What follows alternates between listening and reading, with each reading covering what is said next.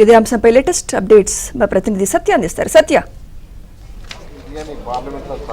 రాజధాని అమరావతికి చట్టబద్ధత కల్పించే ప్రక్రియ పార్లమెంట్లో కొనసాగుతోంది. ఈ రోజు రాజ్యసభలో కూడా ఆ బిల్లును ప్రవేశపెట్టి ఆమోదింప చేయబోతున్నారు. ఇదే సమయంలో రాజధాని ప్రాంత రైతులు కూడా హర్షం వ్యక్తం చేస్తున్న పరిస్థితి అయితే ఉంది. ముఖ్యంగా నిన్న జగన్మోహన్ రెడ్డి మాట్లాడిన మాటలను కూడా తీవ్ర స్థాయిలో తప్పుపట్టిన సమయంలోనే ఈ రాజధాని అభివృద్ధి అనేది కూటమి ఖచ్చితంగా తమ యొక్క బాధ్యతగా తీసుకుందని చెబుతున్న పరిస్థితి అయితే ఉంది. దీనిపైన ప్రధానంగా ఈరోజు రాష్ట్ర ముఖ్యమంత్రి చంద్రబాబు నాయుడు కూడా రాజధానిలోని ఉద్దండరాయనిపాలెం ఏదైతే 2015 అక్టోబర్ 22న శంకుస్థాపన ప్రాంతం ఏదైతే ఉందో ప్రధాని నరేంద్ర మోడీ చేసిన శంకుస్థాపన ప్రాంతం అక్కడకు వచ్చి రైతులను ఉద్దేశించి సంబరాలు చేసుకోబోతున్నారు.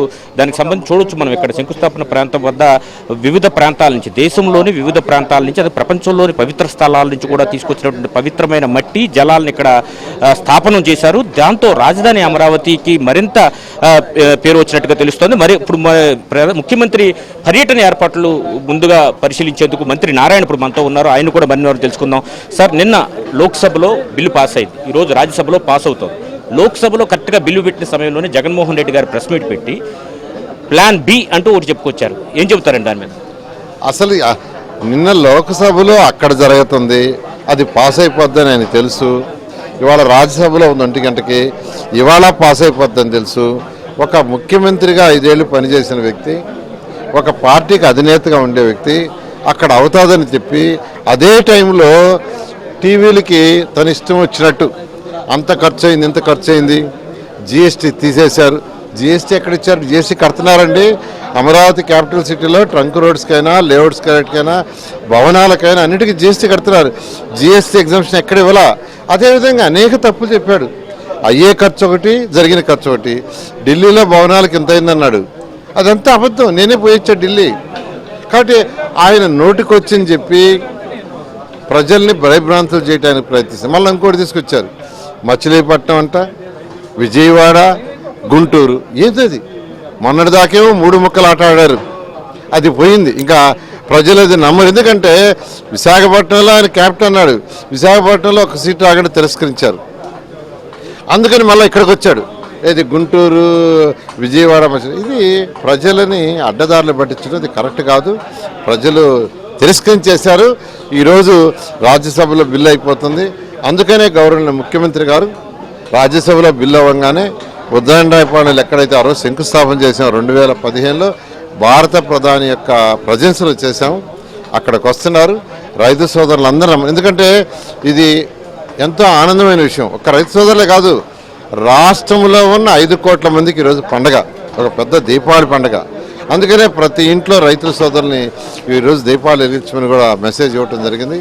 అందుకనే గౌరవ ముఖ్యమంత్రి గారు వచ్చి వాళ్ళందరితో ఆనందాన్ని పంచుకోబోతున్నారు. సార్, ఇప్పుడు రాష్ట్ర వ్యాప్తంగా అన్ని జిల్లాల్లోనూ సంబరాలు ఉంటాయా? ఏం చెప్పారు ముఖ్యమంత్రి? ఖచ్చితంగానండి. చాలా జిల్లాల్లో యాక్చువల్గా నిన్నే స్వీట్లు పంచుకున్నారు.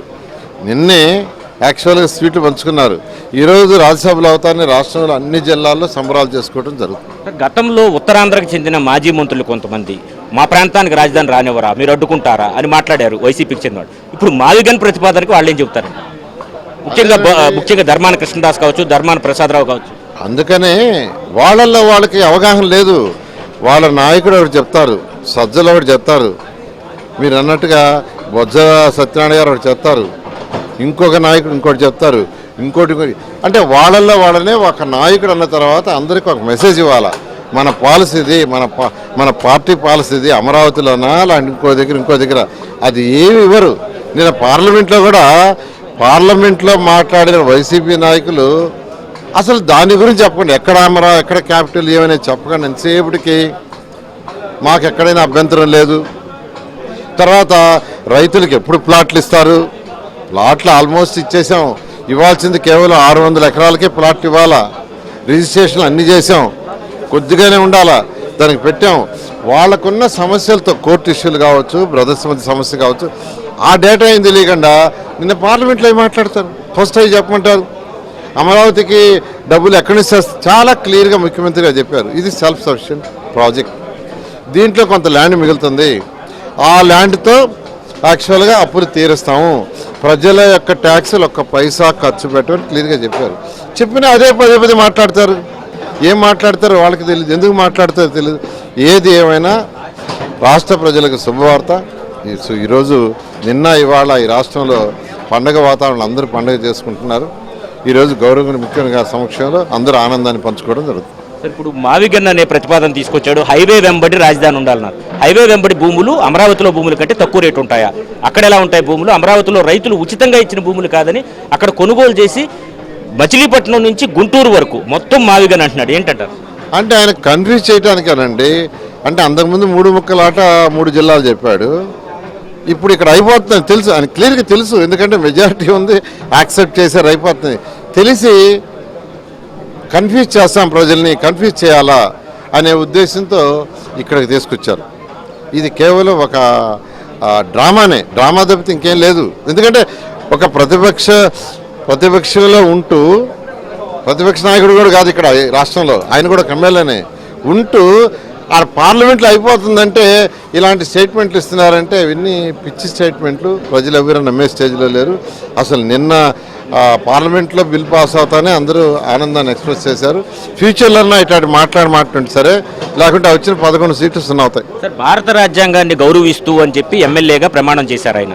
ఇదే టైంలో భారత రాజ్యాంగానికి అత్యున్నత మండలి పార్లమెంట్లో జరిగే చట్టాన్ని కాదు అని వదిలేసి వెళ్ళిపోవడాన్ని ఎలా చూడాలి?